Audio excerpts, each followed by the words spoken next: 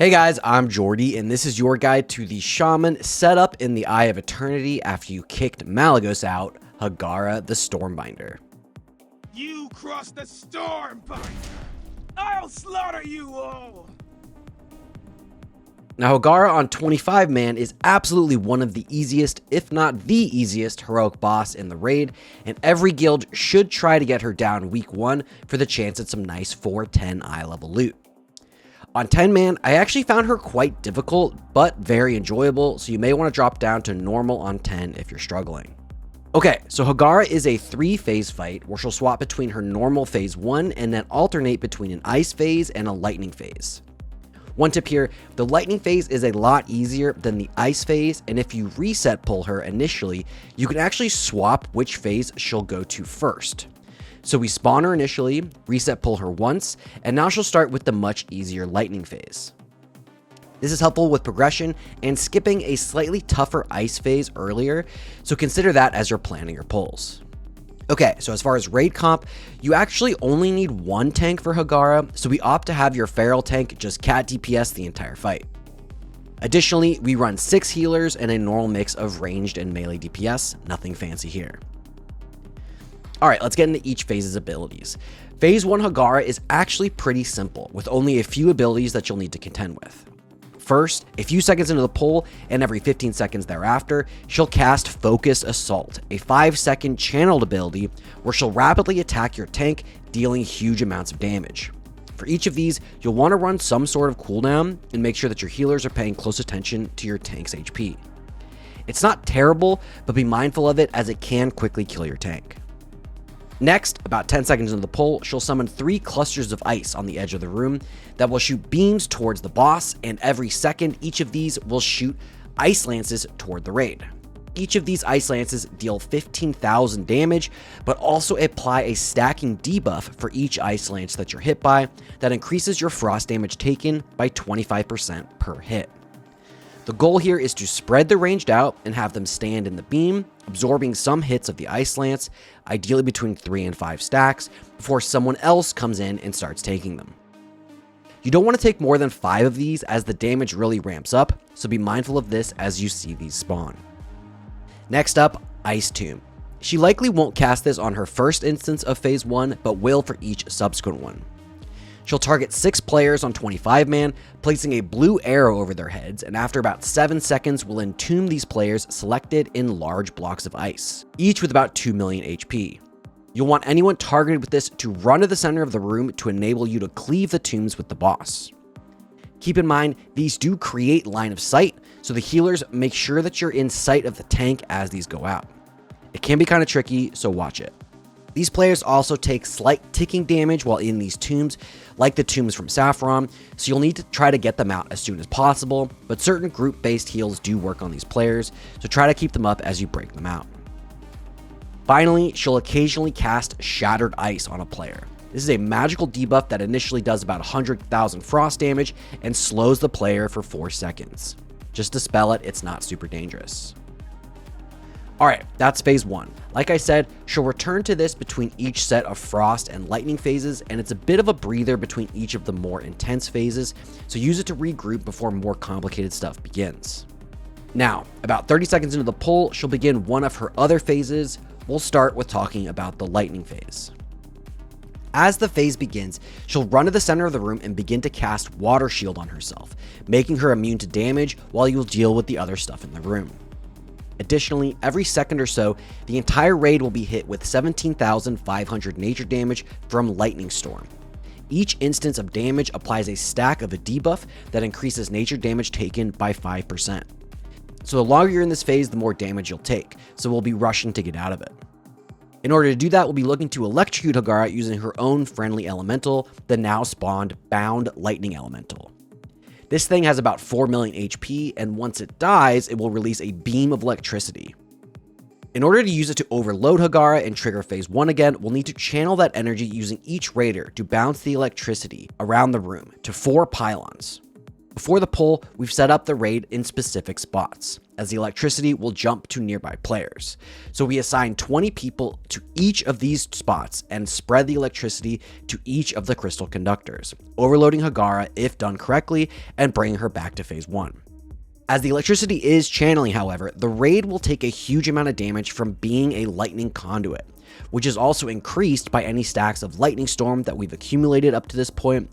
So look to pop things like rallying cry, any tank 4 sets you've got, people use defensives, whatever you can to survive that damage. If done correctly, she'll pop back into phase 1, but will have a debuff now that stuns her and increases her damage taken by 100% for 15 seconds.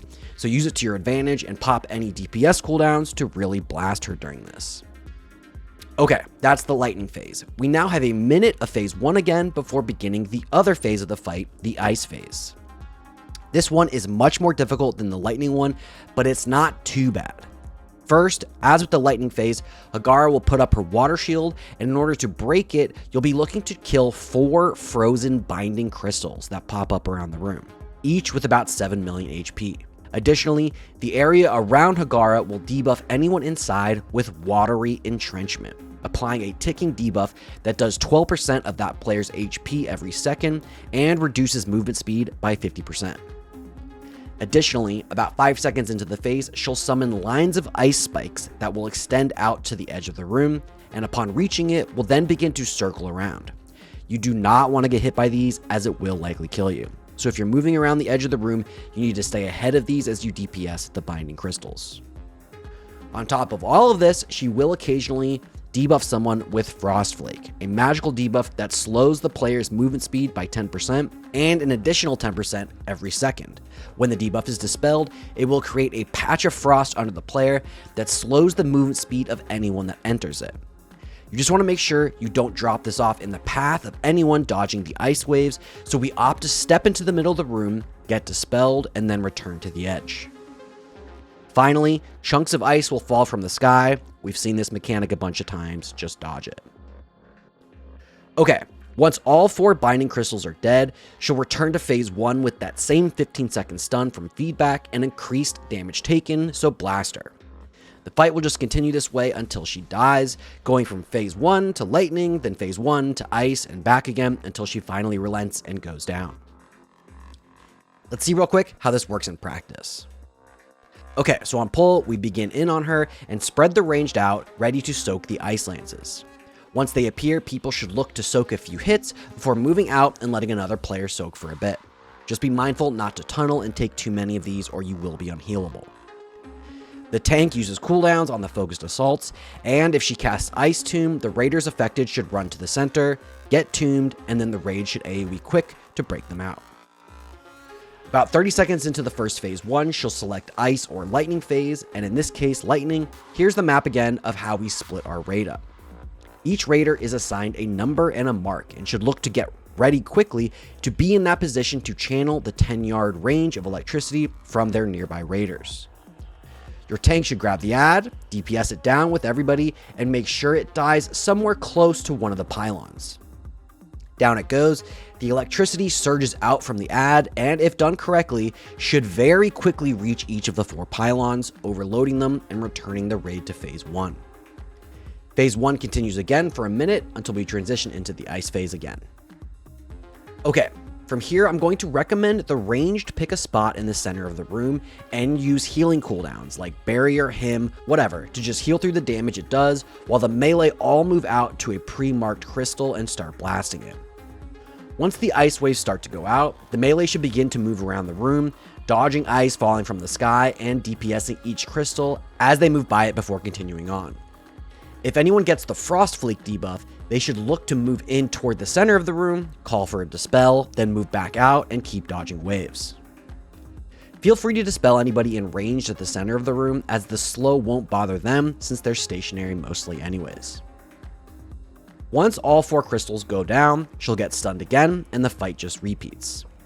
It's possible to down her in just a single ice and lightning phase early in the tier, but don't worry about it too much, just get a handle on the mechanics and look to prevent any unnecessary deaths, and she should go down without too much trouble. Congrats on your kill, and move on to the much more difficult Ultraxian. Okay, let's talk about some tank tips. Big things here are surviving the focused assaults in phase 1 and then making sure that you tank the lightning ad close to a pylon so that the electricity that it generates is easily spreadable to your raid, who should be stationed in their spots when it dies. And for the healers, this one has a lot of random damage from players not doing mechanics correctly, so look to prevent deaths using externals. And during the ice phase, you'll want to make sure you line up your barrier, your hymns, your tranks, your AM, whatever you have to keep the ranged up in the center of the room, so they have as much time as possible to stand still and turret those binding crystals. And for the DPS, this is one of those fights that you need to take some personal responsibility for yourself and do mechanics to stay alive. Soak those ice lances in phase 1, stack on the raid if you get ice tombed, dodge ice waves, drop frostflake off in the center of the room, and make sure you're in your position as that lightning ad dies.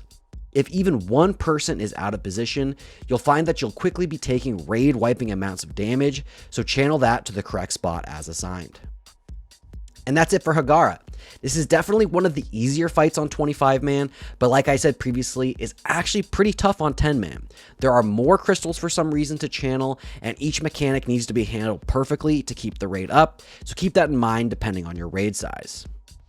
If you enjoyed this video, do me a huge favor and like and subscribe. It really does help me a ton in growing the channel, and I super appreciate it. Alright, that's it for me. Thank you so much, and I'll see you in the next one.